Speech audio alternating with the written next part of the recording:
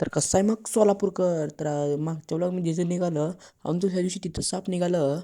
तर काय इथं सापाचं घरच आहे वाटतं. मग तोपर्यंत आपले दोन भाऊ लोक आले बघा वर्गातले आपले भाऊच आहेत बघा. तर तिथून मला फोन आला की साप सर्पमित्र आलेत. जाऊ सोडून थम्सअप पिलो. वडतावड वडालतोच बघा पद्धतशीर क्वालिटी होता. मग तिथून मी काकांच्या इथे जायला गेलो. तर काय आले म्हटलं तर काय DCB आलं तर बघा ओ खात भरायला. मग असं भराल ते तर मी काका पद्धतशीर जाऊ म्हणले शेतात काय ते टाकायला. तर काकांसोबत मी तर पद्धतशीर बसलो. रात्रच झाली ते बघा पूर्ण जाऊस तर म्हणून रोडच्या लाईटने दिसत होतं आपल्याला. मग शेतात आला शेतात काय लाईट नव्हती. असं चाललेलं आहे बघा ट्रॅक्टर.